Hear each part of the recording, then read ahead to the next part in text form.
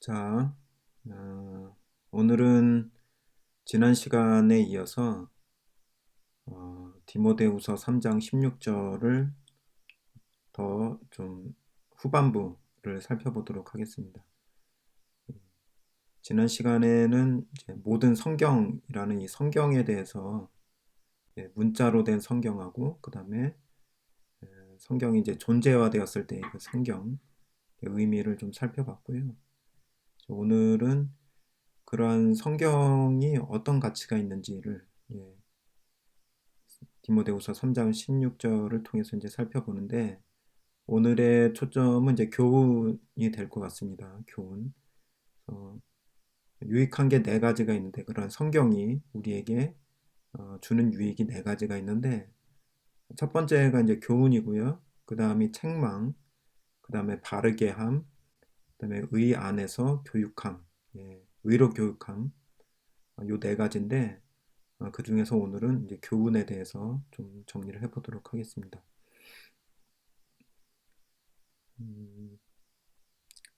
자, 먼저 디모데후서 3장 16절 다시 한번 보고요. 모든 성경은 하나님의 감동으로 된 것으로 교훈과 책망과 바르게 함과 의로 교육하기에 유익하니 이렇게 돼 있죠. 그래서 요거를 원어 성경으로도 보도록 하겠습니다. 교훈을 이제 좀 찾아보기 위해서 맨 위에 있는 게 킹제임스 버전이고요.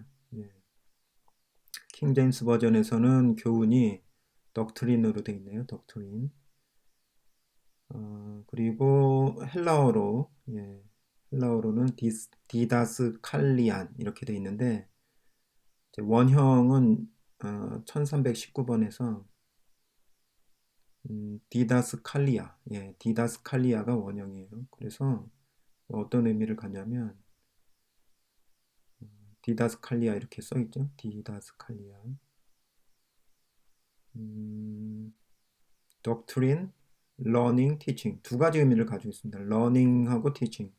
그러니까 배우는 것도 되고 그 다음에 가르치는 것도 되는데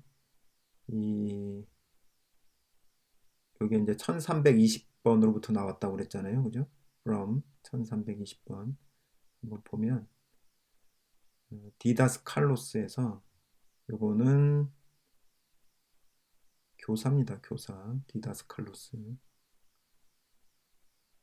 디다스칼로스 해서 요거는 인스트럭터.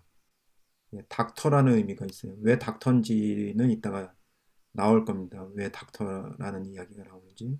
마스터, 주, 그 다음에 티처. 그래서 엄밀하게 얘기하면 디다스칼로스는 교사입니다. 교사, 가르치는 자. 그리고 요게 1321번에서 왔잖아요. 그래서 1321번을 보면 디다스코에서 요게 가르치다라는 의미거든요. 디다스코. 그래서 요거는 to teach. 그러니까 이제 정리를 한번 해볼게요. 그래서 교훈이라는 단어 자체는 이제 디다스칼리아인데 요거는 엄밀하게 얘기하면 가르침이죠. 가르침. 디다스칼리아. 그 다음에 그게 이제 디다스칼로스에서부터 왔는데 디다스칼로스는 가르치는 자, 교사입니다. 그리고 이제 디다스칼로스는 디다스코로부터 왔는데 디다스코는 가르치다라는 의미. 그래서 요 세 가지가 세 단어가 다 가르치다의 맥락을 가지고 있습니다. 그래서 엄밀하게 이야기하면 가르침입니다. 디다스칼리아는. 그래서 좀 더 정확하게 번역을 한다면 교훈이라는 단어보다는 가르침, 요게 훨씬 더 원어에 적합한 단어라는 생각이 듭니다. 가르침이죠. 자, 그러면 이제 디다스칼리아라는 단어가 쓰인 곳이 여러 군데가 있지만 두 군데만 한번 좀 살펴보면서 과연 이 교훈이라는 게 성경에서 말하는 교훈, 가르침이 뭐냐라는 것을 한번 찾아보도록 하겠습니다. 먼저 가르침을 이제 좀 펼쳐서 볼게요. 이런 내용이 나오죠. 이렇게.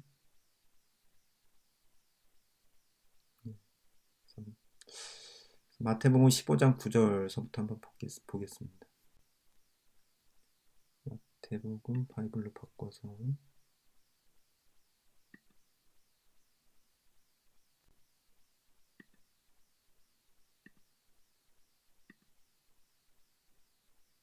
예. 어, 예, 8절서부터 읽어보면 이 백성이 입술로는 나를 존경하되 마음은 내게서 멀도다. 사람의 계명으로 교훈을 삼아 가르치니 나를 헛되이 경배하는도다 하였느니라.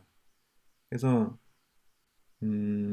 교훈은 교훈인데 가르침은 가르침인데 사람의 계명으로 가르침을 만들어서 가르치는 자들이 있다는 얘기죠. 그죠?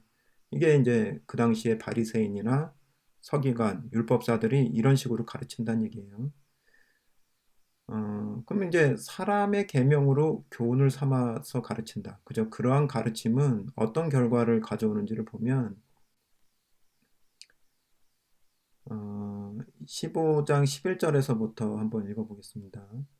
입에 들어가는 것이 사람을 더럽게 하는 것이 아니라 입에서 나오는 그것이 사람을 더럽게 하는 것이니라. 예. 그래서 이게 뭐 뭘 먹느냐 안 먹느냐 음식의 이야기를 하고 계신 게 아니라 예수님은 가르침 자체를 이야기를 하는데 그 입에서 나오는 그것이 사람을 더럽게 한다고 그랬어요. 그게 입에서 나오는 그것이 가르침이에요, 가르침. 근데 왜 사람을 더럽게 하냐면 15장 18절을 볼게요. 입에서 나오는 것은 마음에서 나오나니 이게 굉장히 중요하죠. 입에서 나오는 것들은 마음에서 나오나니 이것이야말로 사람을 더럽게 하느니라. 예. 그러니까 입에서 나오는 것은 가르침인데 그게 근원이 어디서부터 나오는 거냐면 마음에서부터 나온다라는 거죠. 그러니까 마음에 무엇이 있느냐, 무엇을 가지고 있느냐가 이 가르침을 결정을 한다라는 거죠. 그죠? 근데 이 서기관 바리새인들은 마음에 뭐가 있는 상태에서 가르치고 있냐면 마음에서 나오는 것은 악한 생각, 살인, 간음, 음란, 도적질, 거짓 증거, 회방이니 이런 것들이 사람을 더럽게 하는 것이요 씻지 않은 손으로 먹는 것은 사람을 더럽게 하지 못하느니라. 그러니까 서기관 바리새인들은 그 마음에 무엇이 있는 상태에서 가르치냐면 악한 생각, 그 다음에 살인, 간음, 음란, 도적질, 거짓 증거, 해방 이러한 악한 거죠. 이건 뭐 한마디로 얘기하면은 욕심이라고도 말할 수 있을 것 같아요. 그것을 마음에 가지고 있는 상태에서 가르친다는 거죠. 뭐 이게 성경도 가르치겠죠. 그죠? 당연히 율법을 가지고 있으니까. 그래서 같은 성경을 가르치더라도 이 마음이 어떤 상태에서 그 성경을 가르치나에 따라서 사람이 더럽게 되기도 하고 깨끗게 되기도 한다라는 거죠. 그러니까 가르침은 사람의 계명으로 가르치는 가르침이 있고 하나님의 계명으로 가르치는 가르침이 있다. 이 두 종류가 있다라는 거예요, 결국엔. 근데 이제 사람의 계명으로 가르치게 될 때는 사람을 더럽게 한다. 결과가. 왜냐? 그 마음의 욕심을 가지고 가르치기 때문에 그런 거죠. 이게 예수님이 음, 말씀하실 때의 그 교훈, 가르침의 그 본질이라는 거예요. 그래서 성경을 가르치느냐 안 가르치냐가 중요한 게 아니라 성경을 가르치더라도 어떠한 마음의 상태에서 가르치느냐가 매우 중요한 부분이다라는 거죠. 그러니까 어디를 들여다볼 줄 알아야 되냐면 성경을 가르치는 자는 어, 그 마음이 어떠한 상태인지를 스스로 분별할 수 있어야 되는 거죠. 그럼 이제 어, 그러한 욕심들을 가지고 가르칠 때 사람을 더럽게 한다는 그 의미가 무엇인가 라는 것을 역으로 살펴보면 결국에는 가르침을 받는 자들이 가지고 있는 그 욕심에서 떠나지 못하게 하는 거. 그죠? 욕심을 처리할 수 없도록 하는 결과가 나온다는. 그게 이제 더럽게 된다는 얘기예요. 사람이. 그러니까 우리가 이 성경은 결론적으로 그 마음을 정결케 하는 역사가 이루어져야 되는데 사람의 계명으로 가르치는 자들은 그러한 성경에 정결케 하는 그 역사를 막는다라는 거죠. 그죠? 그 막는다는 의미는 뭐냐면 결론적으로 사람의 그 욕심에서부터 떠나지 못하도록 만든다는 거죠. 예, 떠나지 못하도록. 욕심을 통제하지 못하고 처리할 수 없는 상태로 그냥 살게끔 만들어주는 거죠. 그게 사람의 계명으로 가르칠 때의 결과가 되는 거죠. 그럼 그 반대적인 측면은 결국에는 사람을 깨끗게 한다는 거겠죠. 그러면 사람을 깨끗게 한다는 거는 바로 성경을 가르칠 때 하나님의 계명으로 가르친다는 거고 하나님의 계명으로 가르치는 그 결과는 사람을 깨끗게 하는 거겠죠. 그죠? 깨끗게 한다는 얘기는 앞의 맥락을 통해서 들여다본다면 결국에는 이 자기가 가지고 있는 그 욕심을 처리할 수 있는 상태가 되는 거예요. 처리할 수 있는 상태. 그래서 그 처리를 하는 그 상태가 뭐냐? 처리되어진 그 결과가 뭐냐면 그게 이제 그리스도를 향한 진실함과 깨끗함이라는 그 부분이죠. 어디서 나오느냐? 고린도후서 11장 2절에서 4절이 나옵니다. 한번 볼까요? 고린도후서 11장 2절에서 4절. 고린도후서 11장 2절에서 4절. 네. 내가 하나님의 열심으로 너희를 위하여 열심 내노니 내가 너희를 정결한 처녀로 한 남편인 그리스도께 드리려고 중매함이로다. 네. 여기 뱀이 나옵니다. 뱀. 네. 뱀이 그 간계로 이와를 미혹해 한 것 같이 너희 마음이 그리스도를 향하는 진실함과 깨끗함에서 떠나 부패할까 두려워하노라. 예. 근데 이제 왜 깨끗함에서 떠나 부패하게 되냐면 이거 나와요. 만일 누가 가서 우리의 전파하지 아니한 다른 예수를 전파하거나 혹 너희의 받지 아니한 다른 영을 받게 하거나 혹 너희의 받지 아니한 다른 복음을 받게 할 때는 너희가 잘 용납하는구나. 그러니까 이런 영, 그 다음에 예수, 그 다음에 복음을 받게 될 때는 어떻게 되는 거예요? 그리스도를 향하는 진실함과 깨끗함에서 떠나서 부패해지게 된다는 얘기. 결국에는 이 뱀이라는 그 사단의 역사는 누구를 통해서 역사하냐면 바로 이런 다른 예수, 다른 복음, 다른 영을, 다른 성령이죠. 을 전하는 자들을 통해서 역사를 하는데 그 본질이 뭐냐?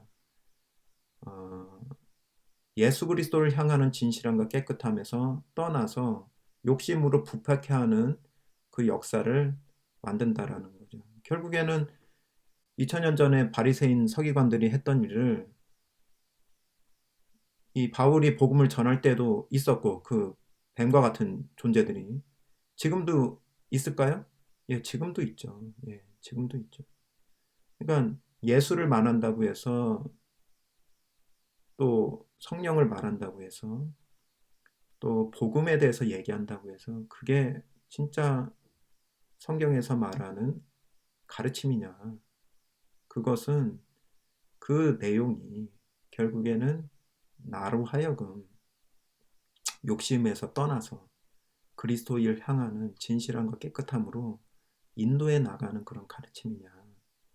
그 부분에서 이제 결정이 된다라는 거죠.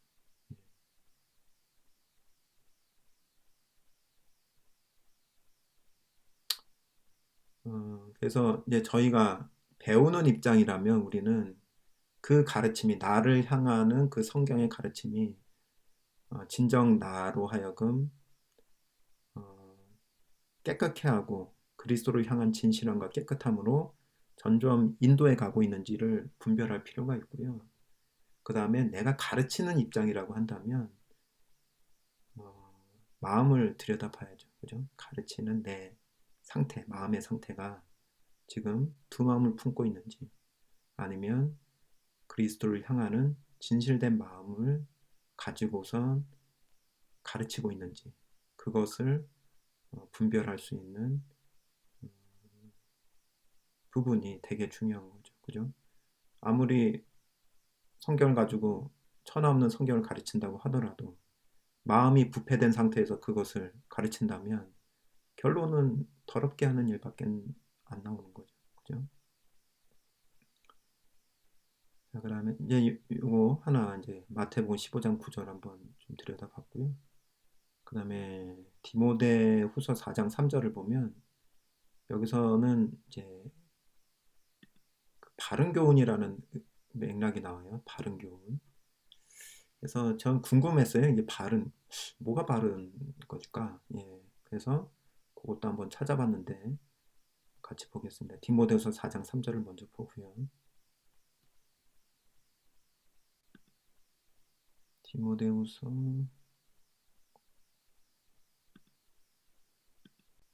4장 3절 보면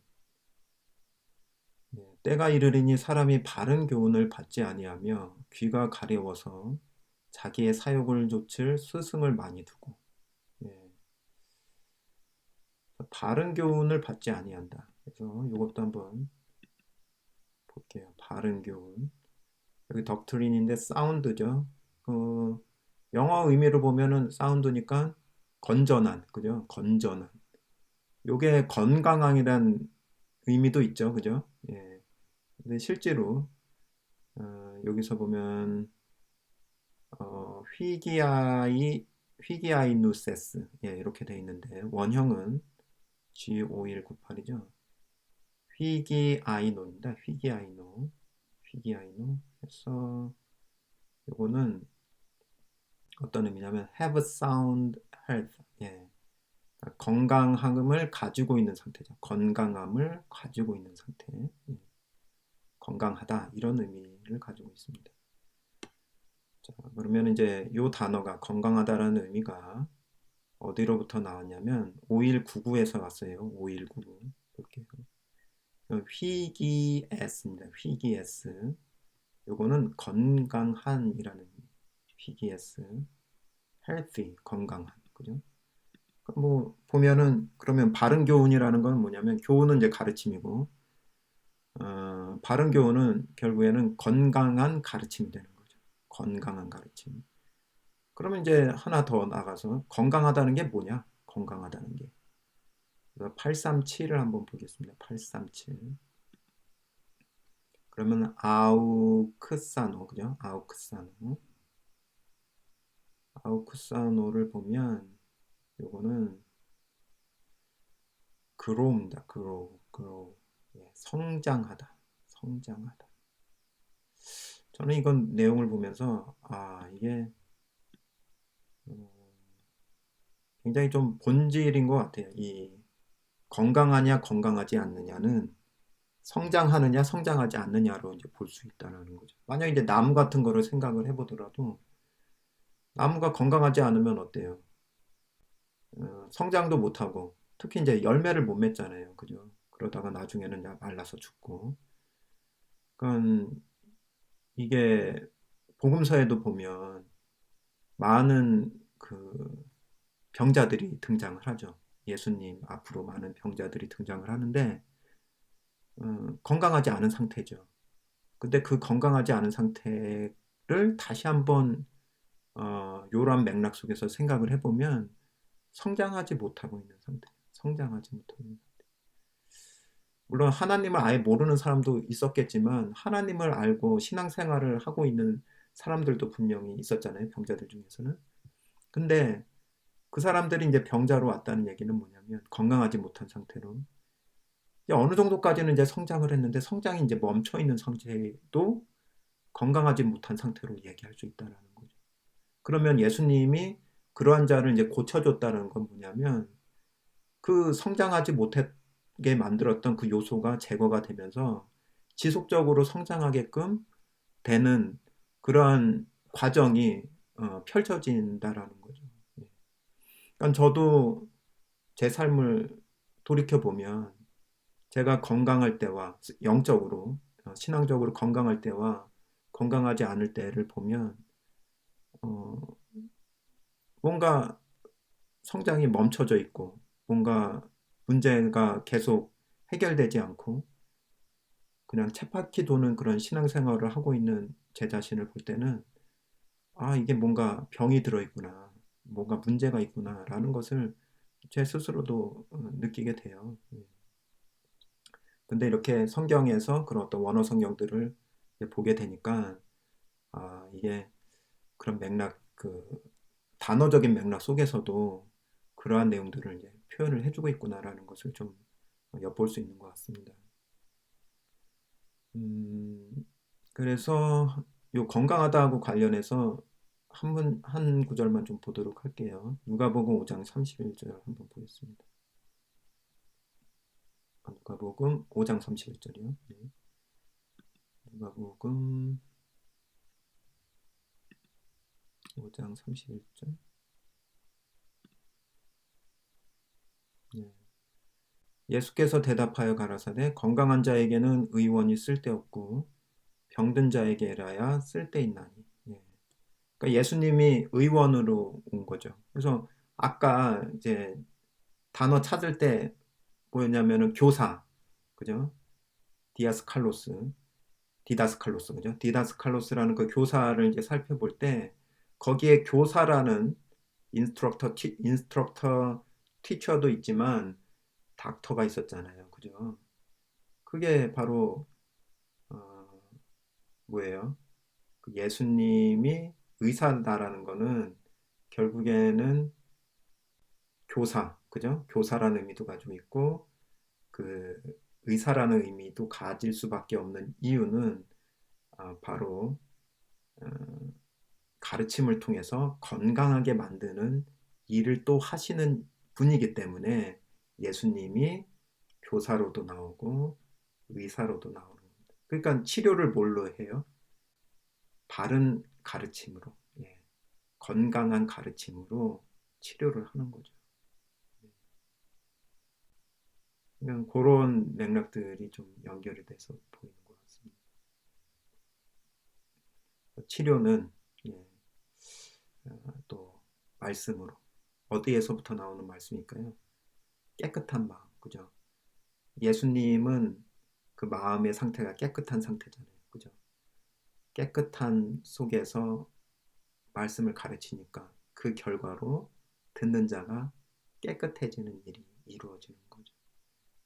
그래서 두 종류의 교사, 두 종류의 의사가 예수님 당시 때 있었던 거고 바울 때도 있고 현재도 있는 거죠. 그죠?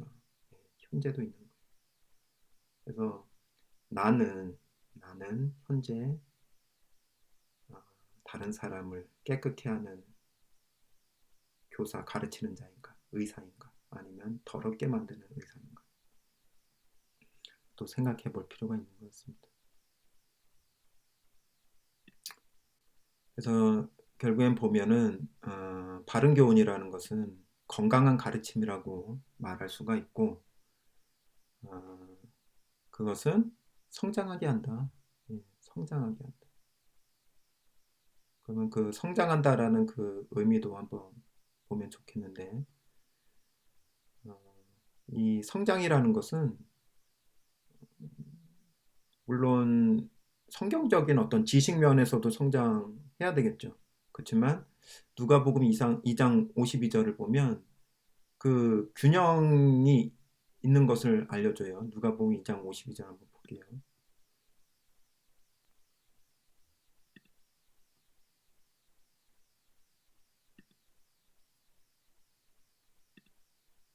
네. 그래서 예수는 그 지혜와 그 키가 자라가며, 그죠? 자라가며 하나님과 사람에게 더 사랑스러워 가시더라. 예, 어떤 의미인가요? 네 가지 요소가 있는데 그 지혜가 있죠. 지혜. 첫 번째, 지혜. 그 다음에 그 키. 이건 뭐 육체적인 의미가 되고. 그 다음에 하나님. 그 다음에 사람. 그래서, 어, 지혜, 키, 하나님, 사람. 예. 육신적으로도 성장을 했지만 또 정신적, 예, 뭔가를 깨달아가는 그 지혜 있죠. 예. 그것도 성장을 하지만 지식이죠. 지혜는 지식과도 같죠. 예. 지식. 그러니까 사람이 자라면서 갖게 되는 것들을 다 경험을 하신 거죠. 육체로도 성장을 하고 지식도 조금씩 조금씩 여러 가지를 배워 나가잖아요. 그죠? 사회에 대한 거, 또 하나님에 대한 거, 또 인간에 대한 거, 뭐 이런 것들을 다 습득을 하시면서 성장을 하시는 거고, 그 다음에 결론적으로는 하나님에게도 사랑스러운 존재로 성장을 하시고, 사람에게도 사랑스러운 존재로 성장을 하고 있다는 거죠. 그러니까 균형감 있게 성장해가는 예수님의 모습을 보여주고 있는데 이것이 우리에게도 마찬가지다라는 거죠. 그래서 저는 이 성장이라는 걸 생각할 때 누가복음 2장 52절이 떠오르고요. 예수님이 성장하셨던 것처럼 우리도 그러한 성장을 해야 된다라고 생각이 듭니다. 그래서 결론적으로 보면 교훈, 오늘 이제 교훈에 대해서 이야기를 했는데 교훈이라는 것은 두 가지 측면을 이제 말씀드리고 싶어요. 첫 번째는 어, 깨끗하게 한다. 마음을 정결케 해서 그리스도를 향한 진실함과 깨끗함을 유지하게끔 만들어준다. 마음에. 그게 그 바른 교훈의 첫 번째 핵심이고 두 번째는 바로 그러한 마음의 상태에서 균형감 있게 성장하게끔 도와준다. 무엇이요? 성경이 바른 교훈으로 가르쳐질 때 그러한 결과들이 나타난다는 거죠. 그것이 오늘 이제 제가 말씀드리고 싶은 성경이 우리에게 주는 유익 중에 하나다. 그래서 여러분들도 오늘 이제 내용들을 한번 좀 보시면서 어, 성경 속에서 마음이 정결케 돼서 그리스도를 향하는 그 깨끗함을 유지하고 그 다음에 치유를 받고 그죠? 그게 이제 치유가 받는 과정이죠. 그죠? 치유를 받는 거죠. 결국엔 성장하지 못하는 그 이유는 뭐예요? 욕심, 죄 이러한 요소들을 처리하지 못하고 있기 때문에 성장이 안 되는 거거든요. 근데 어, 성경이 바른 교훈으로 우리에게 역사가 이루어질 때는 먼저 마음에 있는 악과 그 다음에 욕심과 예수 그리스도로부터 떠나게 하는 것들을 제거하는 그런 요소들을 마음으로부터 제거하는 그런 역사가 먼저 이루어지고 그것이 이루어진 결과 우리를 지속적으로 성장하게 만든다. 그게 이제 바른 교훈, 건강한 가르침의 핵심이 되는 거죠. 그럼 성장하면 어떻게 돼요? 예수님의 어떤 장성한 분량, 성장했던 그 분량을 따라서 이제 우리도 성장하면서 그리스도의 모습이 우리 삶에 나타나지는 그런 하나님의 역사를 또 복도하게 되는 그 은혜 가운데 살게 되리라는 그런 확신을 하게 됩니다. 그래서 네, 그래서 오늘은 성경이 주는 유익 중에서 이 바른 교훈 한번 나눠봤고요. 말씀이 여러분에게도 동일한 은혜가 될 수 있기를 진심으로 바라면서 오늘 내용은 여기까지 마무리하도록 하겠습니다. 감사합니다.